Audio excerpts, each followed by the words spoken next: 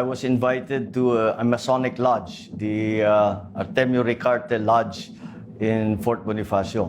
We call it the Lodge of the Generals kasi maraming general ang naging membro.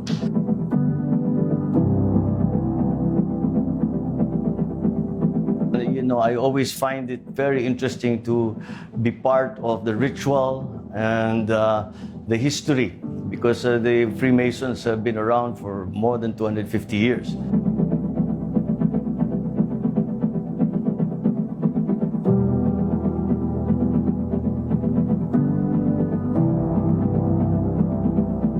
And to see them again and to understand their historical significance has always been very interesting. On a personal note, aminin ko po na ako po ay isang staunch na supporter ng ating guest of honor. When I was city administrator of Tacloban City, and but a few days after Super Typhoon Yolanda devastated our beloved city, just when the political storm that followed and aggravated the same started to brew, one man stood above all. Paraphrasing what he said then, which I can never ever forget. He said then, tama na yan guys, tigil nyo na. Tek, ayusin mo with the national government. Isipin nyo naman yung mga taong nagdudusa. Ang nag-introduce sa akin ay isang miyembro ng Freemasons Lodge na yun, yung Artemio Ricarte Lodge. At siya dati ang city administrator ng Tacloban, ng aking pinsan, na at that time, Mayor Alfred Romualdez. Nandun siya, kasama namin, nung panahon just after Yolanda. At kaya marami kaming pinagsamahan dahil talagang mahirap yung panahon na yon. At it was a very, very tough time kasi talagang kahit anong gawin namin, kulang. Kahit anong magawa namin, kulang. At ang hirap na ipag-coordinate noon yung national government, yung mga aid agencies, lahat-lahat yon. At siyempre, mayroon ding kasamang politika yun at the time. Kaya hindi naging madali yung trabaho namin at the time. But that's why he mentioned it. Like anyone else, when you are forged in the fire of crisis, you form these solid bonds that endure. And that is why I believe this shared experience between us has given us a better understanding of what we as public servants are to be doing. From that time on, alam mo, pag may pinagdusaan kayo na magkasama, siyempre, mapapalapit ka kahit papano. And that is why he brought it up, the introduction. In his introduction, he talked about the Typhoon Yolanda. Actually, significant for me to be with you at this extremely important ritual, ancient and storied ritual, especially because this is the General Artemio Ricarte Lodge, which is a name that is very close to my heart. I certainly appreciate the gesture of your invitation to me, despite that I am technically now on sabbatical and presently living my life as a full-fledged private citizen.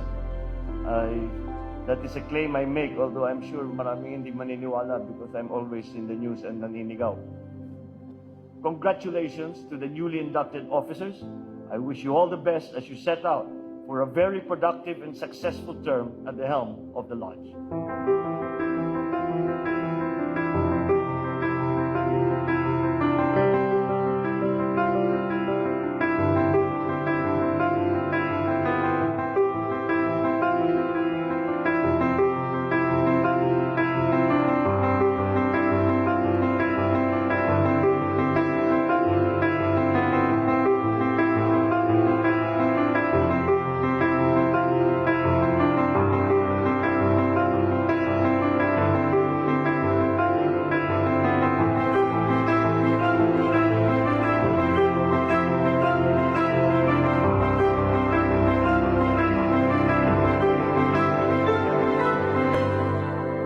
After that, I rushed back to Baguio to give a quick talk to the regional forum of Region 5 about federalism.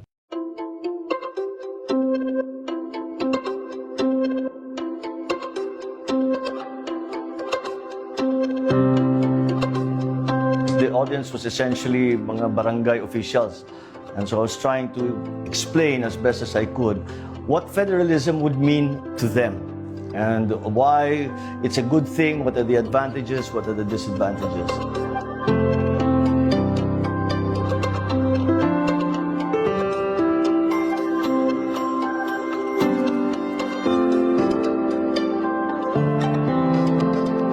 It's important for them to explain because at some point we are going to have a referendum where people will vote, every single voter will vote, whether or not to accept the amendments. And it's important that they understand what it is they're voting for.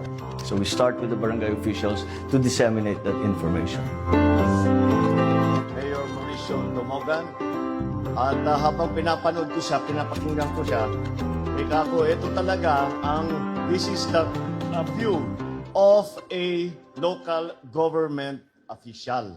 Maliwanag na ito ang mga pag-iisip ng isang city mayor tungkol nga dito sa federalism.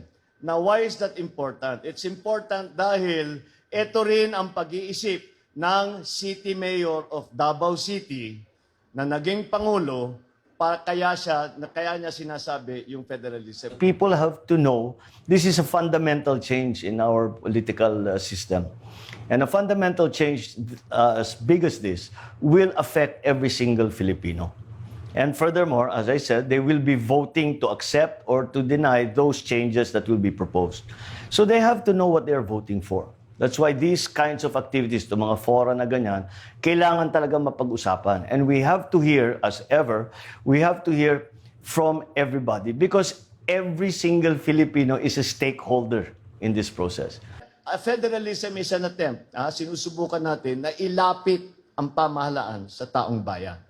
As a political system, mas stable yung federalism. Bakit? If the power center is only, halimbawa in Manila, ay magkagulo sa Manila, gulo ang buong Pilipinas. Kung ang power centers natin ay kinalat natin, kahit magkagulo rito sa isang lugar, hindi ibig sabihin magkakagulo rin dito sa isang lugar. Tignan ninyo, itong magiging halimbawa ko. Nakita ninyo mga kudeta. Mga kudeta yung nauso noon ng kudeta. Ang mga kudeta sa Maynila lang. Dahil pag sinasabi ng mga rebelde, pag pinabagsak natin ang gobyerno dito sa Maynila, bagsak sa buong Pilipinas. Kahit napaka-importante talaga na napapag-usapan, pinapaliwanag, pinagdedebatihan, nag-contribute, lalo na sa local government dahil sila talaga maapektuhan. So yes, I am in favor. I see the advantages of a federated form of government. Kaya napakalaking bagay at napakaganda na nagkaroon kayo ng forum. I congratulate your regional liga for organizing this and all of the ligas that have been part of this organization. At siguro sa susunod, ako na mag-imbita, doon na kayo sa Lawag at doon naman tayo mag-conference. Ako nang bahala sa inyo. Basta sabihin niyo sa akin kung kailan niyo gustong pumunta at pag-uusapan namin dito sa kakain kayo ng maraming lukdanisa at saka bagnet. Pero hindi, huwag kayong mag-alala. Yung baboy namin sa Ilocos Norte, walang kolesterol. Kung may kolesterol naman, may nakahalo ng lipitor na kasama kagad sa kasama. I'm glad that they have started this and I hope that there will be more. And sabi naman sa akin ng ating mga kaibigan sa DILG na talaga may programa na ngayon sila. And so I hope to be able to continue to spread the word and educate and inform our people as to what this move to federalism is about.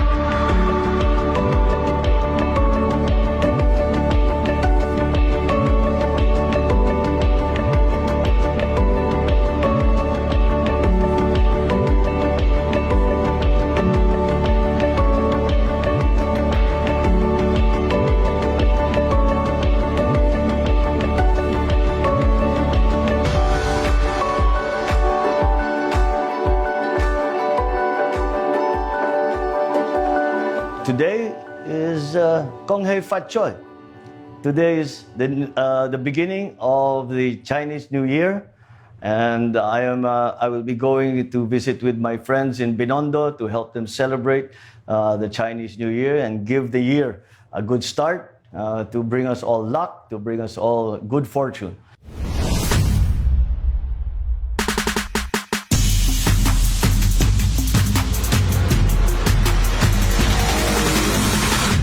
Next Vice President of the Republic of the Philippines, Senator Bongbong.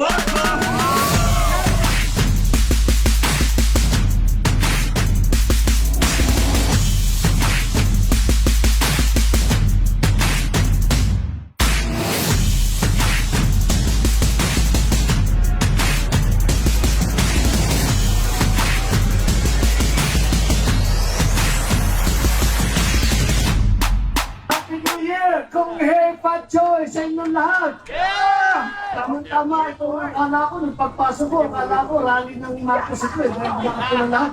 Yung pala, ito nga pala, para swertihin naman tayo sa darating na panahon, sa darating na isang taon, the Year of the Dog. Sana naman, abutan tayong lahat ng swerte, lalo na ang ating minamahal na Pilipinas ay makikita natin ay mas magaling at mas maganda ang magiging kabuhayan, magiging karanasan at ang magiging kinabukasan para sa ating lahat. Well, the Chinese community has always been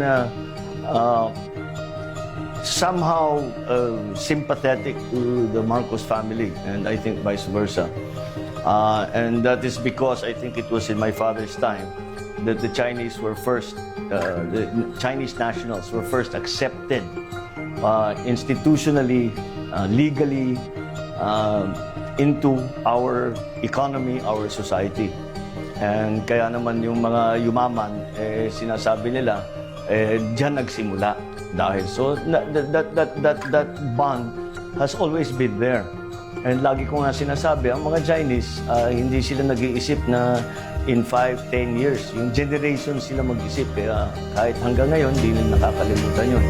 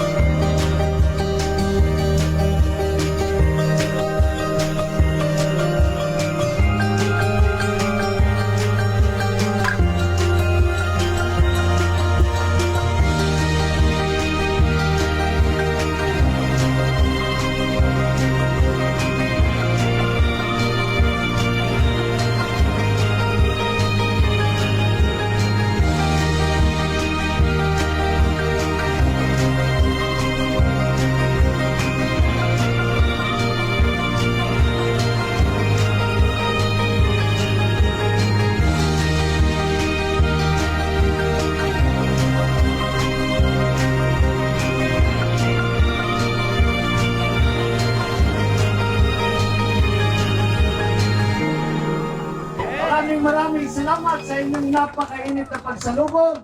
Salubungin natin itong bagong taon, the Year of the Dog. Kung hey, Pachoy sa inyong lahat. Thank you po. Maraming salamat po. It's good because they have been an engine, not only for our economy, but also for our culture. This goes back before the modern times. From Ilocos Norte, the coast of China is only 600 kilometers away. So talagang matagal na, wala pa tayong gobyerno, wala pang Pilipinas, meron na tayong connection sa China. Kaya it's something that we should recognize and did recognize. And that bond, as I said, is continuing.